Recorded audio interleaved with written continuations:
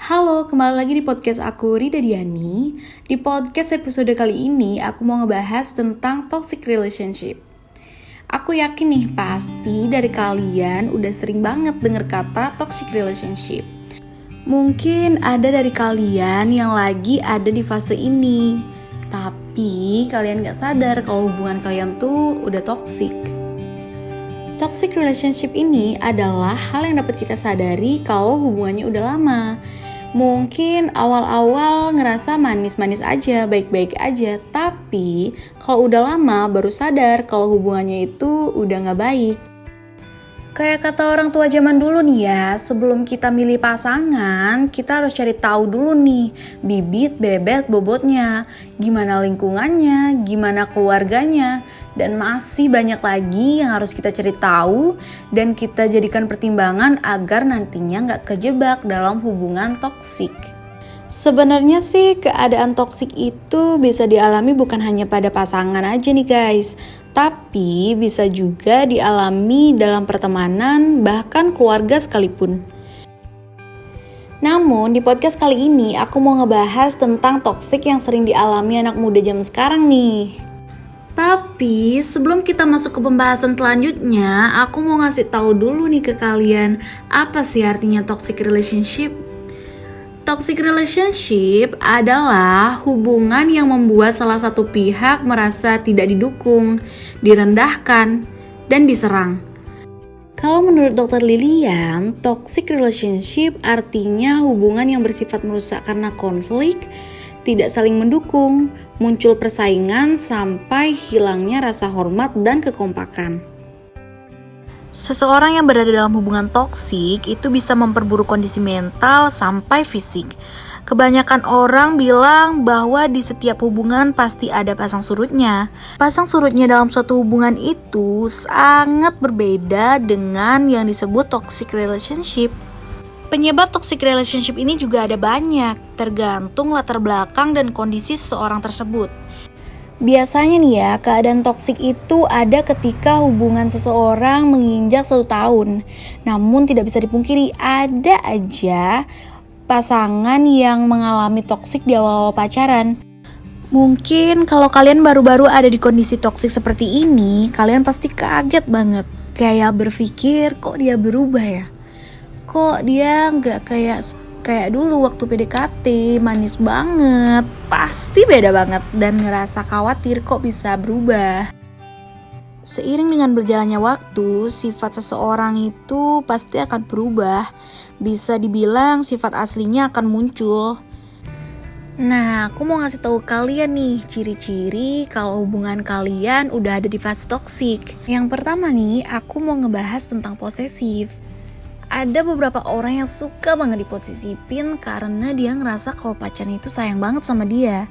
Sampai-sampai kalian dibatasin pertemanannya dan bahkan waktu kalian juga dibatasin. Gak boleh nongkrong sama si A lah, gak boleh nongkrong kalau ada lawan jenis lah. Bahkan ya ada aja yang gak bolehin pergi keluar rumah kalau gak sama pacarnya. Ya seneng sih ya diposesifin, cuma jangan sampai kelewatan juga kali ya. Katanya sih cemburu itu tandanya sayang, tapi kalau udah sampai kelewatan kayak gitu, itu udah bukan sayang namanya. Bahkan ada nih ya, cowok yang ngekang ceweknya gak boleh ini, gak boleh itu, tapi giliran ceweknya yang ngekang balik, dia malah gak terima dan marah-marah gak jelas. Bahkan sambil bilang, kamu tuh gak ngertiin aku banget sih. Lah, kalau misalkan aku ngertiin kamu, terus siapa yang ngertiin aku? Kan jadinya kayak gitu ya. Nanti kalau udah berantem, udah deh timbul kata-kata yang dimana kata-katanya itu isinya cewek selalu benar. Kebanyakan sih kayak gitu ya. Kalau udah kayak gitu, itu tuh udah masuk ke sifat defensif, yang dimana sikap saling menyalahkan. Hubungan itu bukan pertandingan sepak bola yang perlu serangan balik. Contoh, ketika ada masalah, kamu disalahin nih sama pasangan kamu. Lalu kamu salahin balik dia. Nah itu tuh yang buat masalahnya gak selesai-selesai. Karena gak ada yang ngalah satu sama lain. Kunci hubungan sehat itu adalah kedewasaan. Ketika ada satu masalah, harusnya sih saling introspeksi diri dulu untuk tahu solusi buat masalahnya, bukannya saling menyalahkan satu sama lain. Hubungan bisa dibilang toksik juga karena di dalamnya ada unsur penghinaan. Yang gini-gini nih, yang bisa buat mental jadi terganggu. Dari pengalaman yang aku lihat nih ya di lingkungan aku, ini sering banget terjadi berantem karena salah paham terus. Ngungkit masalah yang udah lewat, akhirnya malah bikin masalah baru yang bisa buat hubungan kalian tuh makin rusak. Malah bikin kalian dan pasangan kalian makin emosi buat ngadepin masalahnya. Dan itu juga yang buat munculnya kata-kata kasar, meremehkan fisik, bahkan ya membandingkan fisik pasangan dengan orang lain. Dan lebih parahnya lagi, kalau sampai ada kekerasan, itu udah termasuk toxic relationship. Sebenarnya sih solusi dari toxic relationship adalah komunikasi, toleransi, kompromi, berkembang, beradaptasi, dan belajar bareng-bareng untuk menjadi lebih baik lagi. Perubahan dalam hubungan harus disikapi dengan baik. Jangan menuntut terus, tapi harus menuntun. Karena hubungan pasti akan berubah. Kan gak mungkin setiap orang gak ada perubahan sama sekali di hidupnya. Pasti akan banyak banget ada perubahan baru yang dapat kita rasakan nanti. Tergantung cara kita menerima perubahan itu. Kasus yang biasanya terjadi, yang bilang sayang tapi hal yang dilakuin tuh bikin gak nyaman dan bahkan ngecewain.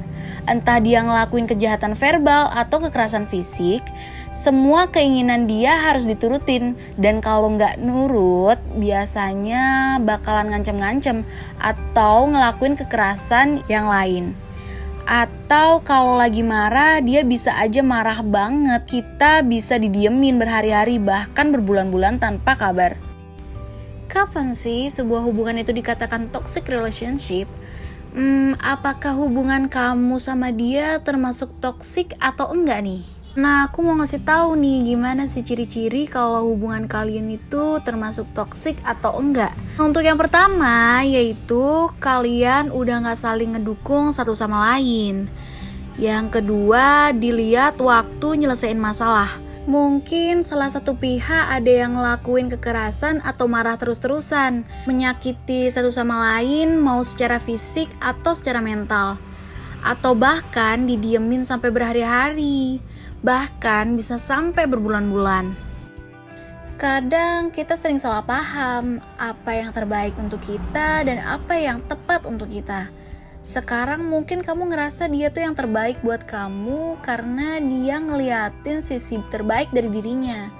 Dan sebenarnya kamu belum ngeliat tuh sisi yang lain kayak gimana.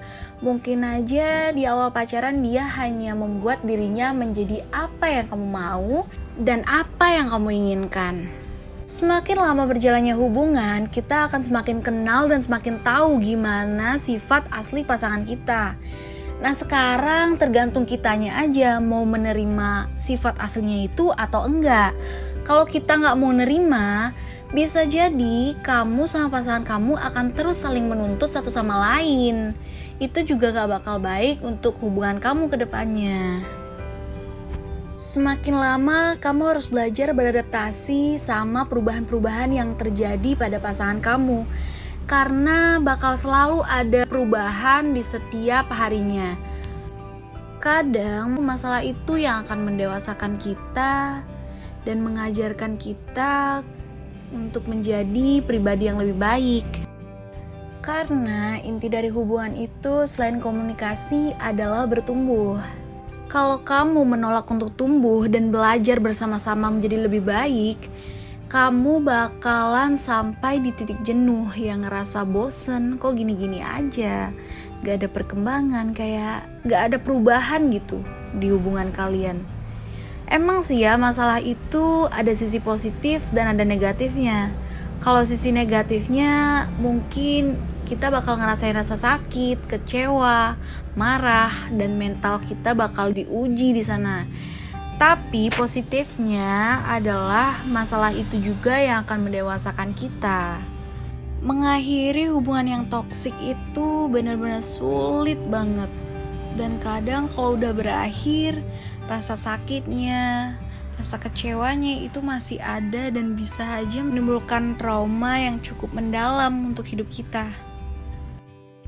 Mungkin segitu dulu pembahasan hari ini tentang toxic relationship. Semoga kalian yang lagi ada di hubungan ini bisa cepet-cepet keluar ya.